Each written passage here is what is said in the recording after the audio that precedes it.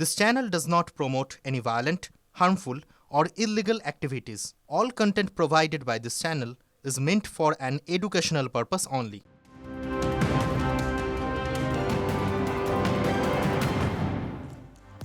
TV9 বাংলায় স্বাগত। Bengal breaking নিয়ে আপনাদের সঙ্গে রয়েছে আমি শর্মিষ্ঠা, আর আমার সঙ্গে রয়েছে আমি দীপ রয়েছে বেঙ্গল ব্রেকিং নিয়ে। দীপ, আমরা জেলার বিভিন্ন গুরুত্বপূর্ণ খবরের দিকে নজর রাখবো, কারণ আজ সারাদিনে তো অনেক কিছুই হলো গোটা জেলায়, সেই সমস্ত খবর আপনাদের সামনে তুলে ধরবো। তবে এই মুহূর্তে একটা আপডেট আপনাদেরকে দিতে হবে। এসআইআর শুনানির মধ্যে রাজ্যে এসেছেন কেন্দ্রীয় স্বরাষ্ট্রমন্ত্রী অমিত শাহ।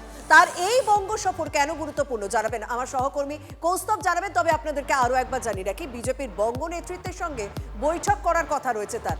আগামীকাল বিধানসভা ভোট নিয়ে দলীয় নেতৃত্বের সঙ্গে তার দফায় দফায় বৈঠক রয়েছে। সেদিনই আরএসএস এর সঙ্গে সমন্বয় বৈঠক করবেন অমিত শাহ। কিন্তু এই সফর কেন এতটা গুরুত্বপূর্ণ, এবং এই নয় আরো বারবার বঙ্গে আসার কথা অমিত শাহের, এই সফর কেন গুরুত্বপূর্ণ জানাবেন কৌস্তব। কৌস্তব, কি আপডেট রয়েছে? একদমই, দেখো অমিত শাহ আজকে যখন তিনি এলেন ঠিক 7:25 তার সেই বিমান গুয়াহাটি থেকে এলো এবং কলকাতা বিমানবন্দর অবতরণ করলো, এবং এখানে যে কর্মী সমর্থকরা ছিল সেই কর্মী সমর্থকরা এখানে অপেক্ষা করছিলেন অমিত শাহকে দেখার জন্য, এবং তিনি গাড়ি থেকে নেমে এই কর্মী সমর্থকদের সঙ্গে দেখা করেন। এবং তারপরে কিন্তু অমিত শাহ তিনি চলে গেলেন সল্টলেকে যে বিজেপি অফিস রয়েছে সেইখানে চলে গেলেন। কিন্তু কর্মী সমর্থকরা যারা এই প্রবল ঠান্ডাতেও যারা এই এয়ারপোর্ট চত্বরে এসেছিলেন তারা অপেক্ষা করছিলেন অমিত শাহর সঙ্গে দেখা করতে। নিঃসন্দেহে 26-এর বিধানসভা ভোট আছে, সেই 26-এর বিধানসভা ভোটের আগে বারে বারে বৈঠক এবং কলকাতার সমস্ত জোনে যারা সভাপতি রয়েছে তাদের প্রত্যেকের সঙ্গে বৈঠক করবেন। সেই বৈঠক যথেষ্ট গুরুত্বপূর্ণ। আপাতত তোমাকে ধন্যবাদ।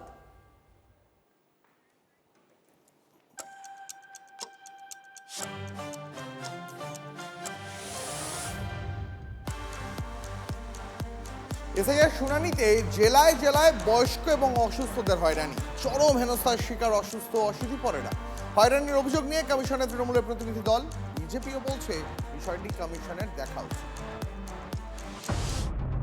কাউকে আনা হয়েছে পাঁজা খোলা করে, কাউকে আনা হয়েছে ভ্যানে চাপিয়ে, কেউ আসছেন কোনো রকমের লাঠিতে ভর করে, কাউকে আবার আসতে হলো 5,000 টাকা খরচ করে, কাউকে আনা হয়েছে ধরাধরি করে।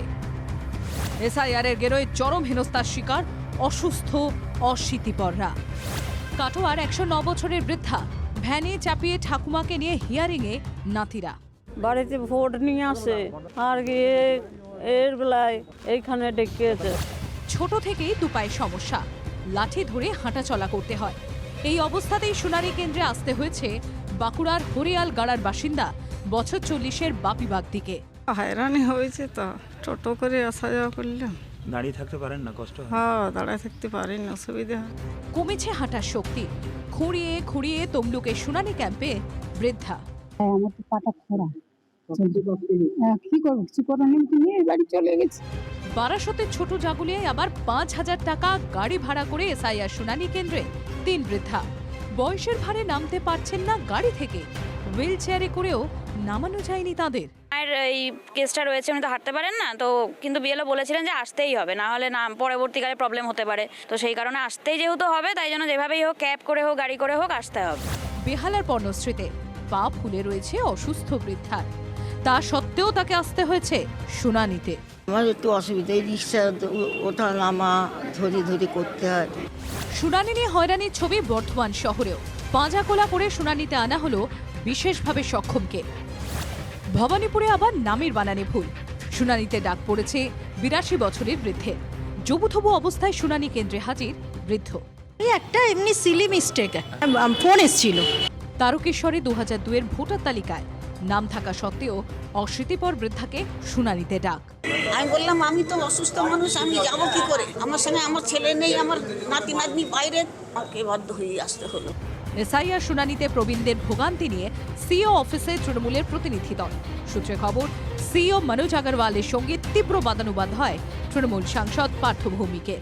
যাদের বাড়িতে নির্বাচন কমিশনার ভোটের সময় তাদের ভোট দেওয়ার জন্য সেখানে লোক পাঠান, তাদের কেন হিয়ারিংয়ে ডাকা হবে? কেন আমাদের বাংলার মানুষের প্রবীণ নাগরিকদের তাদের কোনো মর্যাদা নেই, তাদের কোনো আত্মসম্মান নেই? উনি আমাদের বলেছেন ভারতীয় নির্বাচন কমিশনারের সাথে কথা বলে প্রয়োজনীয় ব্যবস্থা নেবেন। যেখানে যেখানে এই ধরনের সমস্যা হচ্ছে সেখানে ইলেকশন কমিশনকে দায়িত্ব নিতে হবে।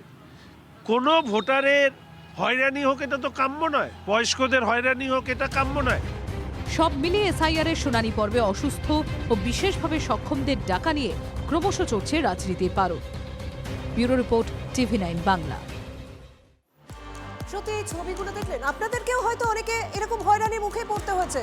সত্যি তো 5,000 টাকা গাড়ি ভাড়া করে এসেছেন বৃদ্ধারা শুনানির জন্য। এই যে সারাদিন যে TV9 বাংলা এই শুনানিতে হয়রানির ছবি ফুটে উঠলো, সেই অভিযোগ যে পড়েছে ইতিমধ্যে, এবার নির্বাচন কমিশন একাধিক সিদ্ধান্ত নিল। এই সারাদিন হয়রানির একাধিক ছবি দেখার পর, একাধিক অভিযোগের পর একাধিক সিদ্ধান্ত নিচ্ছে নির্বাচন কমিশন।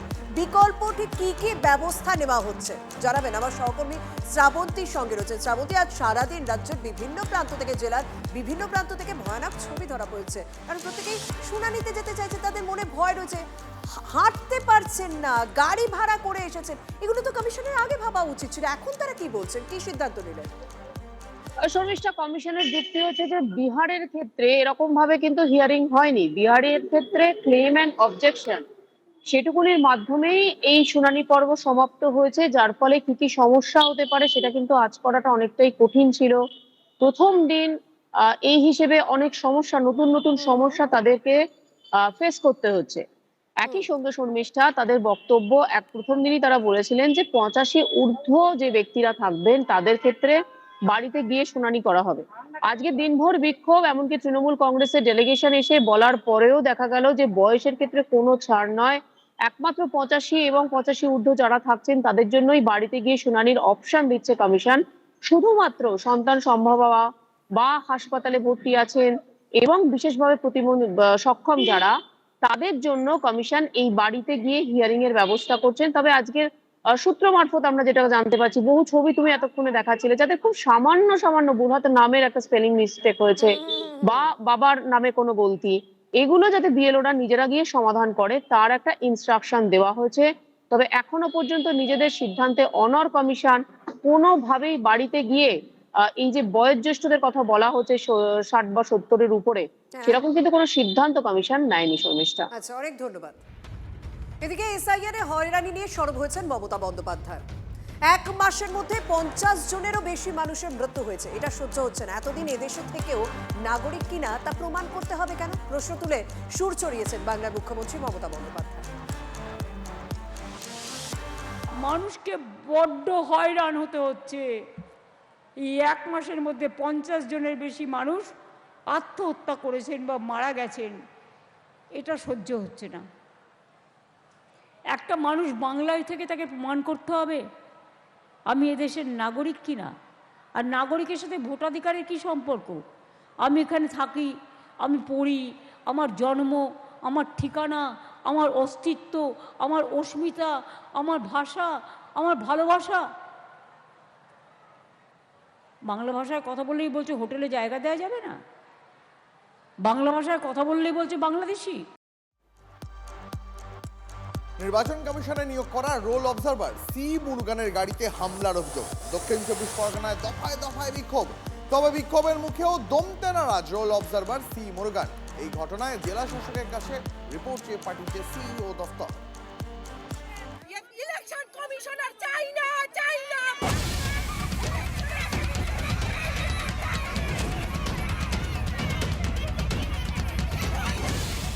এসআইআর শুনানি নিয়ে বৈঠক করতে মঙ্গলবার রাজ্যে আসছেন deputy election commissioner Gyanesh Bharti. তার ঠিক আগের দিনই কমিশন নিযুক্ত রোল অবজারভার সি মুরুগানের গাড়িতে হামলার অভিযোগ।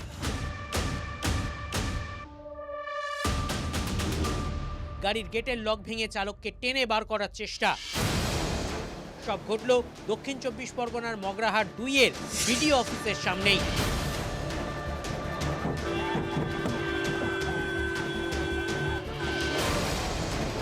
মগরাহাটে ওখানে পুরো মহিলারা এত ক্রস করে গাড়ি মেরেছে এমনভাবে, লাস্টে তো এখানে হাত দিয়ে পুরো একদম ভেঙে লক দিয়ে দিল। স্যার তো ওটা দেখলেন। এখানে এবার পুলিশ ফোর্স তো আগে থেকে আমরা পাইনি সেভাবে, অতটা প্রোটেকশন। আমরা ডিআইবিকে কল করে দিয়ে আমরা এসেছিলাম, কিন্তু কোনো প্রোটেকশন এখন দেয়নি। নিরাপত্তার অভাব বোধ করছেন আপনারা? অবশ্যই আমরা এসেছি এসআইআর এর উপরে মানে প্রতিবাদ করতে এবং আবাস যোজনার যে সমস্ত যে কাজ বন্ধ দিয়েছে তার প্রতিবাদের জন্য আমরা আজকে এখানে। সোমবার দফায় দফায় বিক্ষোভের মুখে পড়েন কমিশনের রোল অবজারভার সি মুরুগান। প্রথমে মগরাহাট 1 নম্বর ব্লকের শিরাকোলে বুথ লেভেল এজেন্ট 2রা কেন শুনানি কেন্দ্রে থাকতে পারবেন না, এই প্রশ্ন তুলে জেলা পরিষদের অধ্যক্ষ মুজিবুর রহমান মোল্লার নেতৃত্বে বিক্ষোভ দেখান তৃণমূল কর্মীরা। আপনার দিল্লির লোকের কোনো আইএএস এর কাজ হচ্ছে বাংলার টাকা বন্ধ করা, আর আপনার কাজ হচ্ছে এসে বৈধ ভোটারদের হয়রানি করা, তো মানুষ তাতে খেপবে না? আপনি এসছেন নির্বাচন কমিশনের হয়ে, আপনাদের কাজ তো হচ্ছে বিজেপির তাবেদারি করা, বিজেপির দলদাস, তাদের আবার বড় বড় কথা। শিওরের সংক্রান্তি, তাই যেন তেন প্রকারে এসআইআর কে হ্যাম্পার করবার চেষ্টা করছেন। যারা এই প্রক্রিয়াকে স্মুথলি কন্ডাক্ট করতে চান তাদের উপর আক্রমণের ঘটনা বাড়ছে। গত 11ই ডিসেম্বর দক্ষিণ 24 পরগনার ফলতায় বিক্ষোভের মুখে পড়েন কমিশনের রোল অবজারভার সি মুরুগান। ঝাঁটা হাতে বিক্ষোভ দেখান তৃণমূলের মহিলা কর্মী সমর্থকরা। তবে বিক্ষোভের মুখে দমতে নারাজ রোল অবজারভার সি মুরুগান। আমি আমার কাজটা করে ছাড়বো, আমি আমার কাজটা করে এখান থেকে যাব। আরে একজন আইএএস অফিসারকে কি নিরাপত্তা লাগবে ইয়ার? আমি তো ইন্ডিয়ান অ্যাডমিনিস্ট্রেটিভ সার্ভিস অফিসার, আমাকে তো ইলেকশন কমিশন পাঠাচ্ছে, আমি আমার কাজটা করতে এসেছি, আমি আমার কাজটা করে ছাড়বো। ফের মগরাহাটে এই ধরনের বিক্ষোভের পর এবার সি মুরুগানের যাবতীয় ভিডিও নিয়ে জাতীয় নির্বাচন কমিশনে পাঠাচ্ছে রিপোর্ট আকারে সিইও দফতর, এবং সেখানে একজন রোল অবজারভারকে যদি এই ধরনের নিরাপত্তাহীনতার মধ্যে দিয়ে যেতে হয় তাহলে এসআইআর-এর কাজ কতটা সুষ্ঠুভাবে হবে এমনটাই উল্লেখ করা হতে পারে রিপোর্টে। ইতিমধ্যে এই ঘটনায় জেলা শাসকের কাছে রিপোর্ট চেয়ে পাঠিয়েছে সিইও দফতর। শুভেন্দু হালদার ও শ্রাবন্তী সাহার রিপোর্ট, TV9 বাংলা। আর জেলায় জেলায় আমরা কি দেখলাম? তৃণমূলের BLA 2দের ঢোকার চেষ্টা শুনানি কেন্দ্রে। গোলমালে একাধিক জায়গায় বেশ কিছুক্ষণ শুনানিও বন্ধ থাকলো। কেন্দ্রীয় বাহিনী মোতায়েনের দাবি তুলেছেন শুভেন্দু অধিকারী, পাল্টা জবাব দিয়েছে তৃণমূল কংগ্রেসও। যে BLA 2রা থাকতে দেবে না সেটা লিখিত দিচ্ছে না, সে দিচ্ছে না বলে হিয়ারিং বন্ধ করে দিয়েছি। এসআইআর এর শুনানি কেন্দ্রে BLA-দের প্রবেশ নিষেধ, তাই শুনানি বন্ধ করে দিলেন চুঁচুড়া তৃণমূল বিধায়ক অসিত মজুমদার। যে BLA 2রা থাকতে দেবে না সেটা লিখিত দিচ্ছে না, সে দিচ্ছে না বলে হিয়ারিং বন্ধ করে দিয়েছি। চুঁচুড়া মগরা ব্লক অফিসে শুনানি বন্ধ, উৎকণ্ঠার মধ্যেই চূড়ান্ত হয়রানির শুনানিতে আসা মানুষজনের। তার জেরে ক্ষোভের মুখে পড়তে হলো তৃণমূলের নেতাকর্মীদের। কেন এমন পরিস্থিতি? TV9 বাংলার প্রতিনিধি প্রশ্ন করতেই তেলে বেগুনে জ্বলে উঠলেন তৃণমূলের বিধায়ক অসিত মজুমদার। ব্যক্তিগত আক্রমণ করতেও পিছপা হলেন না তিনি। যেভাবে কাজে বাধা দিচ্ছেন তাতে আপনার কি মনে হয় না এই যে প্রক্রিয়াটা, সেই প্রক্রিয়াটা অনেকটা বেশি দেরি হয়ে যেতে পারে? তারা তো কাজটাকে ঠিকঠাক না, এটা কাজে বাধা দেওয়া নয়। আপনি মনে হচ্ছে নির্বাচন কমিশনের পেটুয়া কর্মচারী। শুনানির মাঝখানে ঢুকে এইভাবে যদি কাজে বাধা দেওয়া হয় কোনো ঘটনা ঘটেনি। আপনি জানেন, আপনার দিদি ভাই আপনার বিদ্যা বুদ্ধি পর্যন্ত জানি না, আমি অ্যাডভোকেট। শুধুই কি চুঁচুড়া, গঙ্গার এপারে ভাটপাড়া বয়েজ স্কুলের শুনানি কেন্দ্রে প্রায় তদারকি করতে দেখা গেল পুরসভার ভাইস চেয়ারম্যানকে। সমস্যা সমাধানের জন্য BLA 2কে বসতে দিচ্ছে না। আপনি যেটা বলছেন আমরা ঢুকতে পারি না, আবার এটাও ঠিক BLA 2কে বাইরে বার করে দিতে পারে না। বর্ধমানের জেলা শাসকের দপ্তরের শুনানি কেন্দ্রে বুথ লেভেল এজেন্টদের ঢোকা নিয়েও অশান্তি। অভিযোগ, তৃণমূলের BLA-রা শুনানি কক্ষে জোর করে ঢোকার চেষ্টা করেন। বাধা দেওয়ায় কমিশনের আধিকারিকদের সঙ্গে শুরু হয় বচসা। আমরা যখন সমস্ত নোটিশ বা ফর্ম বাড়ি বাড়ি BLO-দের সঙ্গে আমরা থেকে যখন দিতে পারলাম, আমরা যখন তাদের বাড়ি চিনাতে পারলাম, আমরা সমস্ত কিছু করার পরে আমাদের এই ভিতরে BLA 2দের থাকার অধিকারটা থাকবে না কেন? একই ছবি মেদিনীপুরে জেলা শাসকের দপ্তরে। এখানেও তৃণমূলের BLA-রা শুনানি কক্ষে ঢুকে পড়েন। তা নিয়ে গোলমালের জেরে বেশ কিছুক্ষণ বন্ধ ছিল শুনানি। কলকাতা বেলতলা গার্লস স্কুলেও হইচই। অভিযোগ, পরিচয় গোপন করে শুনানি কক্ষে ঢুকে পড়েন তৃণমূলের BLA 2। আপনি ভিতরে গিয়েছিলেন, আপনাকে বের করে দেওয়া হলো, কি পরিস্থিতি তৈরি? পরিস্থিতি না, আমি BLA 2 ছিলাম, আমার পার্ট নম্বর 191। আমি ওই মানুষ আমাদের পার্টে যে আজকে হেয়ারিং আছে 14-15টা, ওদের হেল্প করছি। নির্বাচন কমিশন সূত্রের দাবি, যে সমস্ত ভোটারকে শুনানি পর্বে ডাকা হয়েছে তারা ছাড়া অন্য কেউ শুনানি কক্ষে ঢুকতে পারবেন না। পাল্টা তৃণমূলের দাবি, শুনানি কক্ষে বিএলএ 2-দের কেন প্রবেশ করতে দেওয়া হবে না তা লিখিত আকারে জানাতে হবে। যে জায়গায় আসানসোল সহ যেখানে যেখানে এই ঘটনা ঘটছে কেন্দ্রীয় বাহিনী মোতায়েন করা, এদের একমাত্র লাঠা ঔষধ ছাড়া অন্য কোনো ওষুধে এরা কাজ করবে না। যদি শুনানি ঘেঁটে দেন ভোটার লিস্ট বেরোবে না, ভোটার লিস্ট না বেরোলে ভোট হবে না, ভোট না হলে কাউকে চাইতে হবে না, রাষ্ট্রপতি শাসন। হ্যাঁ, উনি তো সবসময় 100টা সেন্ট্রাল ফোর্স নিয়ে ঘোরেন। উনি হিয়ারিং সেন্টারে 100 কেন 50 লক্ষ মিলিটারি সারা ভারতবর্ষ থেকে তুলে এনে বসিয়ে দিই। এসআইআরের শুনানি পর্ব ঘিরে বাংলা জুড়ে নানান ঘটনা, নানা অভাব অভিযোগ, যাকে কেন্দ্র করে ঘুরপাক খাচ্ছে রাজনীতি।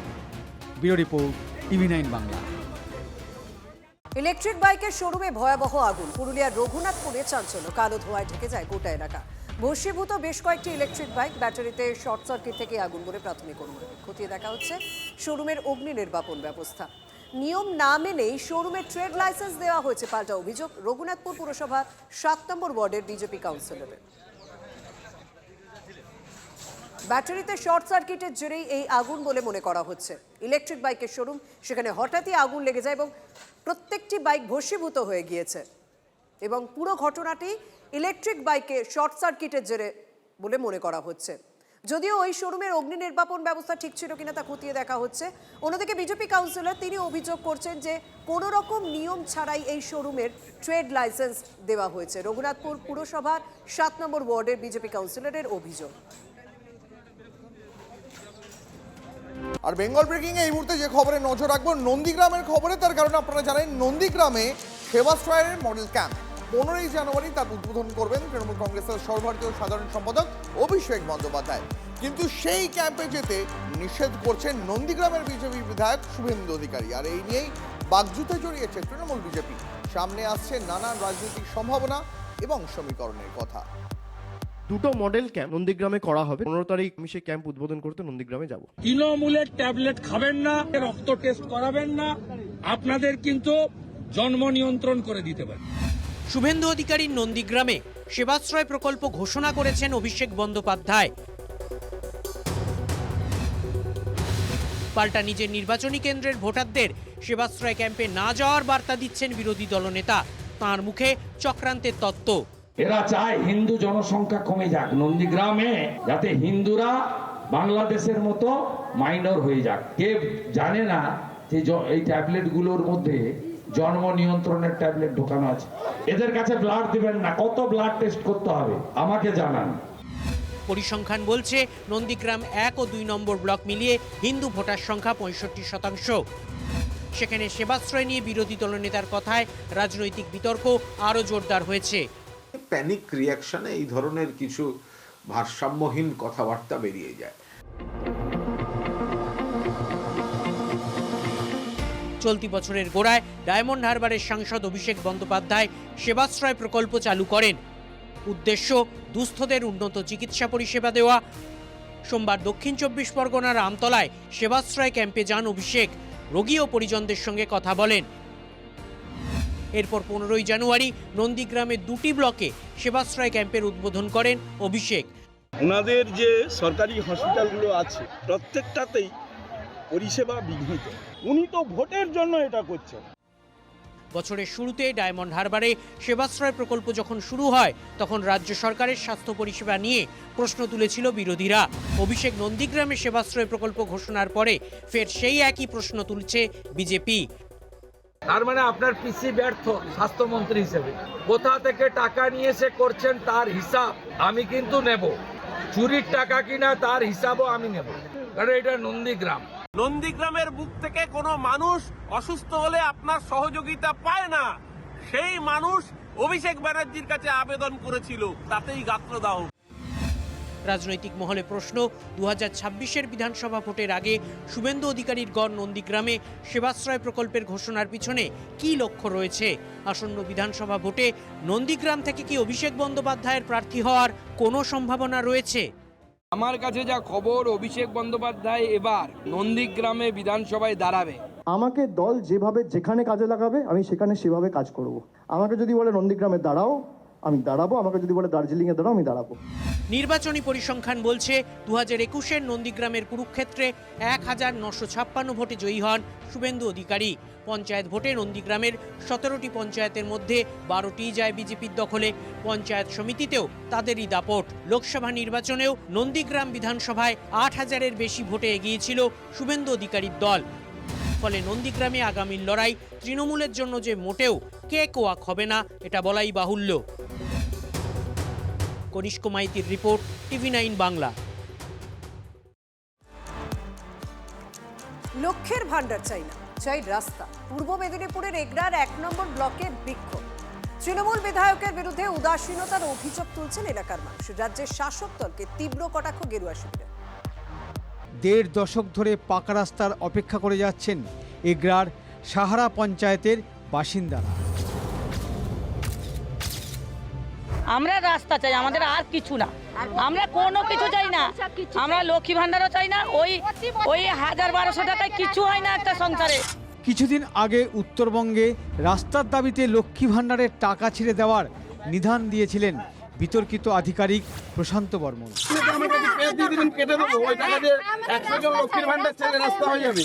এগরাতেও গ্রামবাসীদের পথের দাবিতে এলো সেই লক্ষ্মীর ভান্ডার। আমরা কোনো কিছু চাই না। আমরা লক্ষ্মী ভান্ডারও চাই না। আমরা লক্ষ্মী ভান্ডারও চাই না। আমরা লক্ষ্মী ভান্ডারও চাই না। এগরা 1 নম্বর ব্লকের পুরুষোত্তমপুর থেকে তেলামি বাজার পর্যন্ত এই রাস্তার উপর নির্ভর করে 6 থেকে 7টি গ্রামের বাসিন্দা। 2.5 কিলোমিটার ভাঙাচোরা পথ। কিন্তু এতদিনেও রাস্তা সংস্কার হয়নি কেন? গ্রামবাসীদের দাবি, সাহারা পঞ্চায়েত এখন বিজেপির দখলে, তাই রাস্তার কাজ না হওয়ার পেছনে রাজনৈতিক প্রতিহিংসা দেখছেন তারা। নিশানায় তৃণমূল বিধায়ক। 15 বছর এখানে টিএমসি এমএলএ থাকছে, কিন্তু কোনো রাস্তা যে হয়েছে এক বিন্দু কাজ করেনি। খালি ভোটের সময় চলে আসবে আর উদ্বোধন করতে অমুক উদ্বোধন তমুক উদ্বোধন, মেলা উদ্বোধন করতে চলে আসছে, কিন্তু রাস্তা যে হবে এরকম তাদের কোনো উদ্যোগ নেই। রাস্তা সংস্কারের কাজের দায়িত্বটা তৃণমূল পরিচালিত জেলা পরিষদের, কিন্তু বিজেপির হাতে থাকা পঞ্চায়েতের অভিযোগ জেলা পরিষদের উদাসীনতার জন্যই বাধ্য হয়েই রাস্তা সারাইয়ের কাজে হাত লাগাতে হচ্ছে। এগরা বিধানসভার যিনি বিধায়ক, তিনি প্রকৃতপক্ষে মানুষের জন্য বা মানুষের সেবা করার উদ্দেশ্যে তিনি আসেননি। তার প্রকৃত উদ্দেশ্য হচ্ছে এখান থেকে কারমানি নিয়ে নিজের সংসার চালানো। রাজনৈতিক প্রতিহিংসার তত্ত্ব উড়িয়ে দিয়ে পাল্টা বিজেপিকে নিশানা করেছেন এগরা তৃণমূল বিধায়ক। যারা আজকে প্রশ্ন করছেন তাদেরকে আপনারা বলুন যে এনআরজিএস এর টাকা কেন বন্ধ হয়েছে? এনআরজিএস প্রকল্প থেকে ছোট রাস্তা তৈরি হতো, সেই ছোট রাস্তা কেন বন্ধ হয়েছে? সামনে ভোট, রাজনৈতিক দড়ি টানাটানির মাঝে শেষ পর্যন্ত পথের দাবি মিটবে কবে? সবচেয়ে বড় প্রশ্ন সেখানেই। পূর্ব মেদিনীপুর থেকে কনিষ্ক মাইতির রিপোর্ট, TV9 বাংলা। ইতিমধ্যে বিজেপি দপ্তরে পৌঁছে গিয়েছেন কেন্দ্রীয় স্বরাষ্ট্রমন্ত্রী অমিত শাহ, কারণ তার আজ গুরুত্বপূর্ণ বৈঠক রয়েছে। আজ থেকে শুরু তার কর্মসূচি, এবং বাইরে যে সমস্ত কর্মী সমর্থকরা ছিলেন তাদের সঙ্গে দেখা করেন। গাড়ি থেকে নেমেই তাদের সঙ্গে সৌজন্য বিনিময় করেন, এবং সৌজন্য বিনিময় করতে করতেই তিনি বিজেপির দপ্তরে ঢুকে পড়েন।